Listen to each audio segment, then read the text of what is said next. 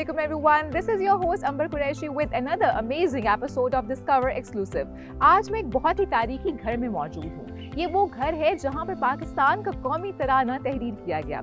हफीज जालंधरी ने ये तराना कितने दिनों में तहरीर किया और किन हालात में तहरीर किया, आज के एपिसोड में हम ये बात करेंगे और साथ ही साथ उनकी ज़िंदगी के मुख्तलिफ अदवार के हवाले से भी आपको बहुत कुछ बताएंगे जो शायद आप नहीं जानते. इस घर में उनकी फैमिली मौजूद है, उनकी बेटी यहाँ पर रहती हैं, वो किस तरह से उनको याद करती हैं, उनके बारे में हमें क्या क्या आज जानने को मिलेगा, ये सब आप भी हमारे साथ जानिए. तो आइए आपको लेकर चलते हैं हफीज जालंधरी के घर.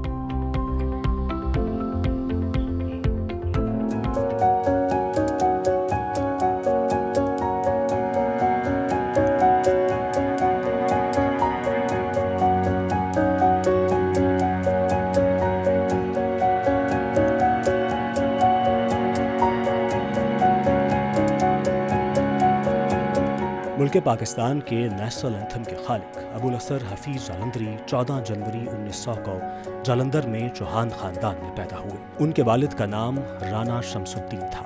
हफीज जालंधरी ने इब्तदाई तालीम मदरसे में हासिल की और बाद में एक मकामी स्कूल में दाखिला ले लिया. उन्होंने सिर्फ 7वीं जमात तक की तालीम हासिल की. उन्हें शायरी का फितरी शौक़ था. हफीज जालंधरी मौलाना शेख गुलाम कादिर गरामी के शागिर्द रहे.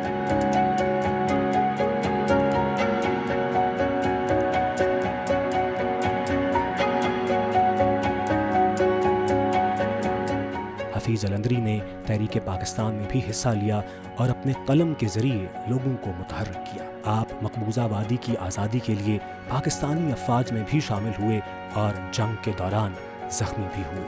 उन्होंने पाकिस्तान की मुसल्लह अफ़वाज में डायरेक्टर जनरल ऑफ मोराल के तौर पर भी खिदमत सर अंजाम दी.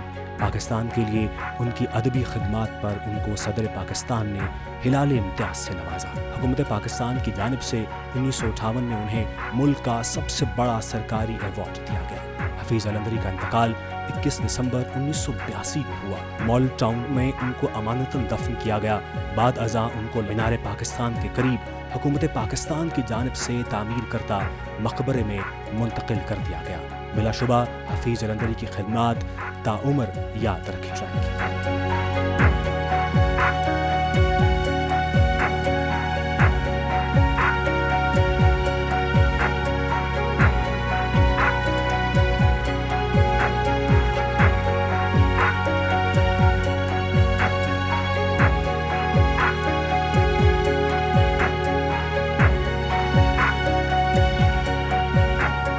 जी नाज़रीन, इस वक्त मैं हफीज़ जालंधरी के लिविंग रूम में मौजूद हूँ. ये वो कमरा है जहाँ पर उनकी तस्वीर बहुत सारी मौजूद हैं जिसमें उनकी ज़िंदगी के मुख्तलिफ अदवार हमें नज़र आ रहे हैं. और मेरे साथ उनकी बेटी रज़ा हफीज़ जालंधरी मौजूद हैं. रज़ा, वेलकम टू द शो. और सबसे पहले तो मुझे ये बताइएगा कि हर शख्स जानता है कि पाकिस्तान का जो कौमी तराना है वो हफीज़ जालंधरी ने तहरीर किया, लेकिन शायद बहुत कम लोग ये जानते होंगे कि किन हालात में तहरीर किया, कितना एंथुजियाज़म था जब वो इसको तहरीर कर रहे थे, और किस तरह से उन्होंने इस पूरा किस्सा ज़रा हमें बताइए, क्योंकि हम तो यही सुनते आ रहे हैं कि भाई बहुत मुश्किल काम था और एक इंतहाई यूनिक तराना लिखा गया, हिस्ट्री का यूनिक तराना ये. सबसे पहले तो ये है कि हालात तो ऐसे थे कि धुन पहले बन चुकी थी तराने की, और जो कि M.A. छागला साहब की बनाई हुई धुन थी, और वो हमारी हुकूमत ने उसको मंजूर भी कर लिया था. सही. लेकिन उसके अंदर अल्फाज नहीं थे. ऐसा ही है. और अल्फाज डालने के लिए हमारी हुकूमत ने एक कमेटी बनाई जिसे तराना कमेटी कहते थे, नेशनल एंथम कमेटी. उसके उन्होंने कहा कि पूरे पाकिस्तान में जितने भी शुआरा हैं या जो लोग भी इस काबिल अपने आप को समझते हैं कि वो तराना लिख सकते हैं, तो उन सब लोगों को मदऊ किया कि आप तराना लिखें. और एक ओपन कंपटीशन था. सही. तो हालात तो ये थे कि एक ओपन कंपटीशन था. हफीज़ साहब उस वक्त तक काफ़ी मशहूर शायर थे और उन्होंने भी उसमें हिस्सा लिया. और उन्होंने 3 महीने और 20 दिन वो अपने कमरे में, जो उनका एक स्टडी रूम है, उसमें वो रहे. और पहले उन्होंने सब शुआरा को जो धुन थी उसका रिकॉर्ड दिया गया. सही. पुराने ज़माने में एक वो जो गोल बड़ा रिकॉर्ड होता था और रिकॉर्ड प्लेयर होता था, वो उन्हें मिला, वो उसको रिकॉर्ड को बजाया जाता था. और अल्फाज जो भी थे उनको उसके अंदर समाने की कोशिश करते थे. और लेकिन हफीज़ साहब के लिए ये बहुत ज़रूरी था कि जो अशार हों وہ ہماری قوم, ہمارے ملک, ہم نے جو جد و جہد کی ہے اس کی عکاسی کریں, اس میں ہمارے نیشنل اینتھم, ہمارے قومی ترانے کا ایک جوش و جذبہ ان الفاظ میں موجود ہو. تو اس لیے وہ کہتے ہیں کہ میں نے بہت الفاظ لکھے اور روز ایک پہاڑ کاغذوں کا جو ضائع کرتے تھے وہ اس کو وہ پھاڑ کے پھینک دیتے تھے, اور اس طرح 3 مہینے اور 20 دن میں یہ ترانہ مکمل کیا انہوں نے. کیا بات. اور اس کو اس دھن میں ایک ایک لفظ کو ڈالنا اور ان الفاظ میں تاثیر رکھنا, بس اللہ کی مدد ہوئی. اچھا, بہت سے لوگ یہ تو جانتے ہیں کہ وہ ایک شاعر تھے, انہوں نے قومی ترانہ تحریر کیا, پر وہ ایک پولیٹیکل ورکر بھی تھے, اور یہ بہت کم لوگ جانتے ہیں. سو ان کی جو پولیٹیکل اسٹرگل ہے اس کے حوالے سے ذرا بتائیے گا. پولیٹیکل اسٹرگل جو ہے وہ قائد اعظم کے ساتھ انہوں نے بہت کام کیا, اور تحریک پاکستان میں بہت جد و جہد کی انہوں نے. قائد اعظم کے ساتھ وہ ایک ایک شہر سب کانٹیننٹ کے, جب تو انڈیا پاکستان ایک تھا, بر صغیر کے ہر شہر میں گئے, گاؤں میں گئے, ہر جگہ انہوں نے شاہ نامہ اسلام لکھا ہوا تھا, جو کہ ایک آپ کہہ سکتے ہیں کہ تاریخ اسلام جو ہے وہ نظم کی صورت میں ہے, جو ایک بہت ہی مشہور اس زمانے میں کتاب بھی تھی, 4 جلدوں پر مشتمل ہے وہ, اور لوگوں میں بہت پسند کی جاتی تھی. اور بھی بہت سی جو ان کی اشعار تھے اور شاعری تھی جو کہ اسلام کے لیے اور وطن کے لیے اور مسلمانوں کے لیے تھی, وہ وہاں وہ پڑھتے تھے. اور بہت دفعہ قائد اعظم نے انہیں کہا کہ پہلے آپ پڑھیں گے, اس کے بعد میری تقریر ہوگی. تو اس طرح وہ پڑھتے تھے, چندہ جمع کیا جاتا تھا تحریک پاکستان کے لیے, اور بہت سی نظمیں اور شاہ نامہ اسلام, اور جگہ جگہ وہ گئے اور بہت بہت خدمت کی. صحیح, بالکل ٹھیک ہے. اچھا, ہم ابھی پولیٹیکل اسٹرگل کے حوالے سے بات کر رہے تھے, تو آپریشن کے تو وہ ہمیشہ ہی خلاف رہے تھے آبویسلی. تو انہوں نے بعد میں ہم نے دیکھا کہ جب کشمیر کاز کے لیے بھی انہوں نے بہت زیادہ کام کیا, تو اس کشمیر کاز کے لیے جس طرح سے وہ تحریک کشمیر میں انہوں نے حصہ ڈالا, پھر ان کے لیے بھی قومی ترانہ لکھا, سو اس کے حوالے سے تھوڑا سا بتائیے گا. جب پاکستان بنا 1947 میں, تو اس کے بعد قائد اعظم نے حفیظ صاحب کو کہا کہ تم یو گو ٹو کشمیر, اور انہیں ڈائریکٹر جنرل موریلز آرم فورسز بنایا. تو وہاں پہ حفیظ صاحب گئے, اور وہاں پہ ایز ڈائریکٹر موریلز, یعنی جو ہمارے فوجی تھے ان کا موریل کو ہائی کرنے کے لیے, تو وہاں انہوں نے یہاں تک کہ انہوں نے اس جنگ میں حصہ بھی لیا, خود بھی زخمی بھی ہو گئے. تو پھر انہوں نے آزاد کشمیر کا ترانہ لکھا, وطن ہمارا آزاد کشمیر. اور پھر کشمیر کے جو حالات تھے, جب ابھی پاکستان آزاد نہیں ہوا تھا, کشمیر تو ابھی تک آزاد نہیں ہوا, اور انشاءاللہ ہوگا. تو انہوں نے ایک نظم لکھی ہے تصویر کشمیر. اس میں کشمیر کے جو لوگ ہیں, جو مسلمان ہیں, ان پہ جو ظلم ہو رہا ہے, جو کہ اب تک ہو رہا ہے, یہ کوئی 80 سال پہلے لکھی ہوئی نظم ہے, جو کہ لگتا ہے کہ کل ہی لکھی ہے.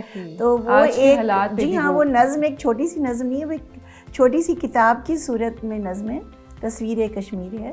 اور واقعی وہ کشمیر اور کشمیر کے حالات سے بہت اویئر بھی تھے, اور اس کے بعد اس کے بارے میں لکھتے ہوئے ظاہر ہے درد دل بھی رکھتے تھے کہ وہاں کے لوگوں کے حوالے سے جو ان کے حالات ہیں انہوں نے اس طرح سے لکھے, اور پھر اتنی کوشش کرنا, اور اپنی زندگی کے ہر دور میں کوشش کرتے رہنا, یہ ان کی زندگی میں ہمیں ہمیشہ نظر آتا ہے. سو ان کی کوشش ساری زندگی آپ نے کس طرح پائی؟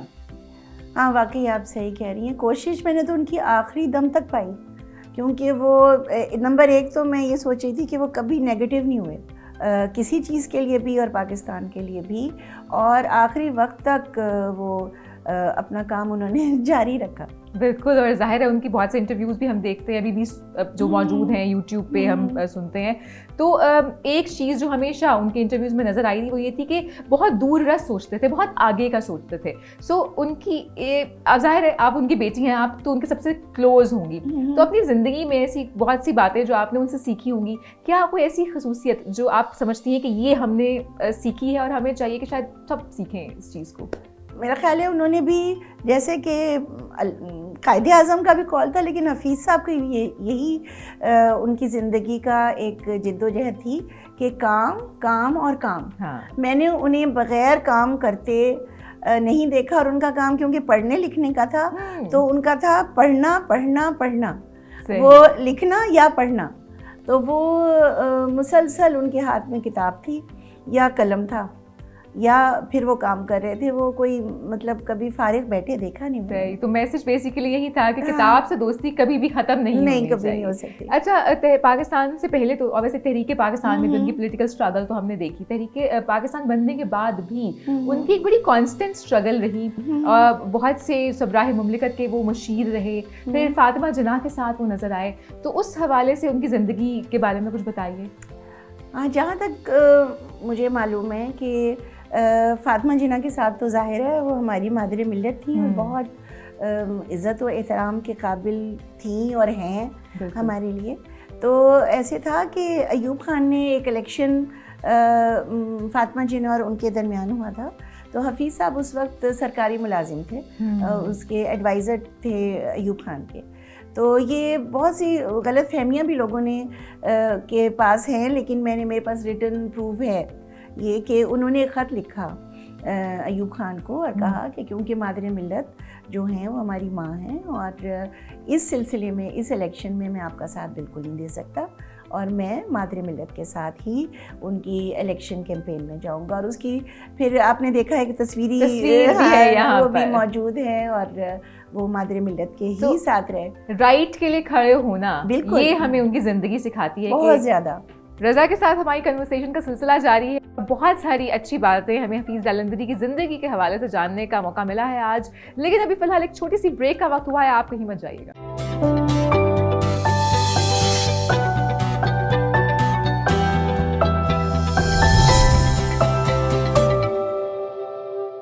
اچھا، اب ہم اپنے ویئرس کو یہ بھی بتا رہے تھے کہ یہ وہی گھر ہے جہاں پر قومی ترانہ لکھا گیا ہے. اس گھر سے بہت ساری یادیں بھی ایسوسیٹڈ ہوں گی. بہت ہی قدیم گھر ہے. اس گھر کی تاریخ کے حوالے سے بھی ہمیں کچھ بتائیے، اور کس طرح سے ان کی بہت ساری یادیں آپ لوگ اس گھر میں جو ہے وہ سیلیبریٹ کر رہے ہوتے ہیں.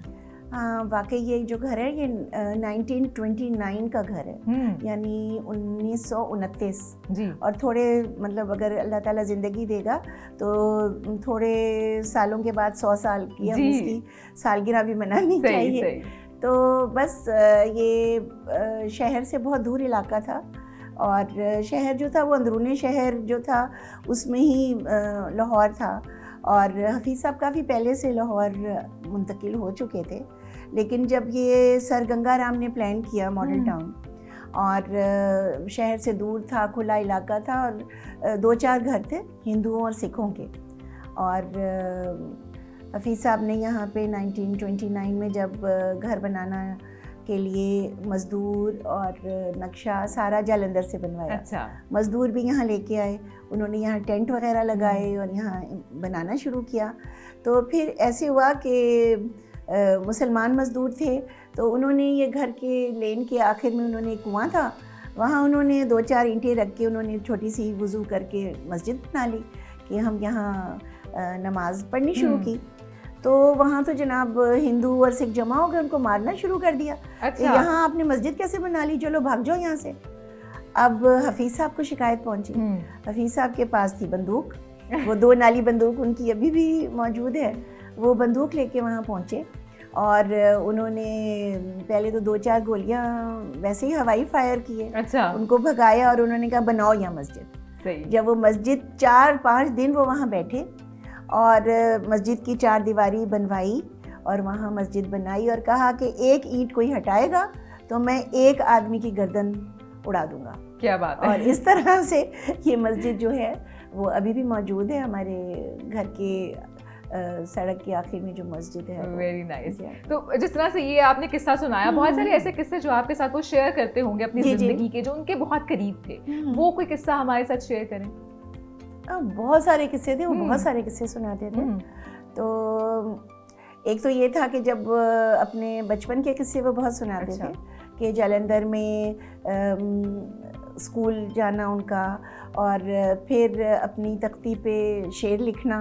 اور اس کے بعد اس کے جب جو ان کے ٹیچر تھے انہوں نے کہا کہ ارے یہ شعر لکھ رہا ہے. بہت برا ان کو لگا اور انہوں نے شکایت کی میرے دادا سے, یعنی حفیظ صاحب کے ابو سے.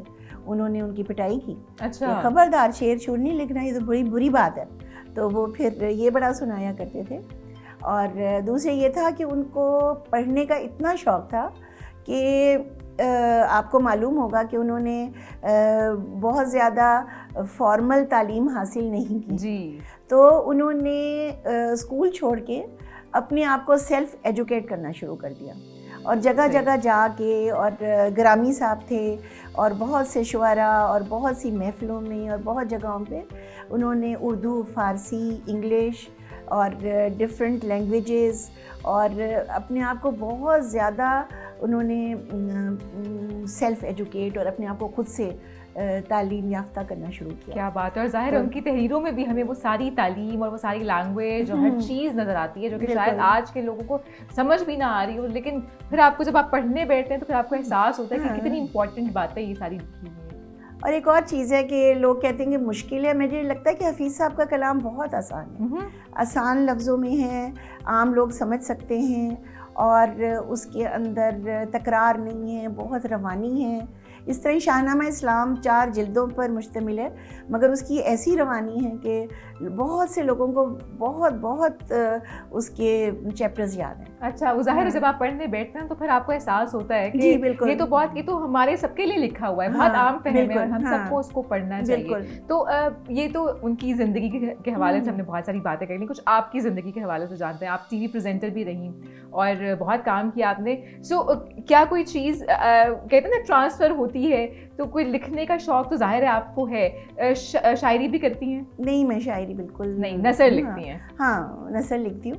شاعری چھوٹی موٹی میں نے کچھ مزاحیہ شاعری, کچھ ہمارا ایک کلب تھا, میں سعودی عرب میں رہی ہوں, ہم نوا کے نام سے, تو اس میں ہم لوگ مزاحیہ مشاعرے اور اس طرح کے مشاعرے کرتے تھے. تو وہ سمجھتے تھے کہ حفیظ صاحب کی بیٹی, چلو تم سب کا ہی کلام تم ہی لکھ دو. اچھا. تو خیر میں لکھ تو دیتی تھی, لیکن بڑا مشکل ہے جو شاعر نہ ہو اس کو وہ شاعری نہیں لکھ سکتا, اس کو بہت ایفرٹ کرنی پڑتی ہے, اور جو شاعر ہوتا ہے اس کی آمد ہوتی ہے, وہ خود ہی اس کو آتا چلا جاتا ہے. تو وہ میں اشعار تو نہیں لکھتی, نثر اچھی بھلی کر لیتی ہوں. اچھا, تھوڑی سی ہم نے پولیٹیکل اسٹرگل کے ان کے حوالے سے بات کی, فیملی لائف کے حوالے سے تھوڑا سا بتائیے, کیونکہ ظاہر ہے یہ تو وہ چیز ہے جو کہ صرف ان کی فیملی بتا سکتی ہے. کہتے ہیں نا کہ جو شعراء ہوتے ہیں یا جو آرٹسٹ ہوتے ہیں وہ شاید اتنے فیملی اورینٹیڈ نہیں ہوتے, وہ ان کا ایک اپنا اسٹائل ہوتا ہے, اپنی زندگی ہوتی ہے. تو ایسے تھے یا بہت فیملی اورینٹیڈ تھے؟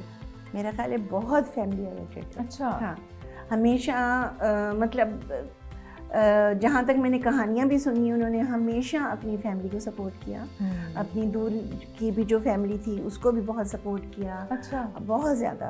اور میری زندگی میں جو میں نے دیکھا, بہت زیادہ محبت کرنے والے شوہر بھی تھے, بہت محبت کرنے والے باپ بھی تھے, اور فیملی اورینٹیڈ, بچوں کو دیکھنا, گھر کو دیکھنا, گھر میں رہنا, بہت جلدی صبح اٹھنے اور جلدی سونے والے بھی تھے. صحیح. کچھ ایسا ان کا وہ نہیں تھا. بہترین. اچھا, یہ بتائیے کہ جس طرح سے ہم دیکھتے ہیں نا کہ بہت سے ایوارڈز ان کو ملے ان کی زندگی میں, کچھ خاص ایوارڈز جو کہ آپ جب آپ دیکھتی ہیں تو آپ کو بڑی خوشی اور بہت فخر محسوس ہوتا ہے. ایوارڈز تو ان کی زندگی میں ہی انہیں ملے تھے, فخر الحمدللہ. حفیظ صاحب خوش ہوئے ہوں گے.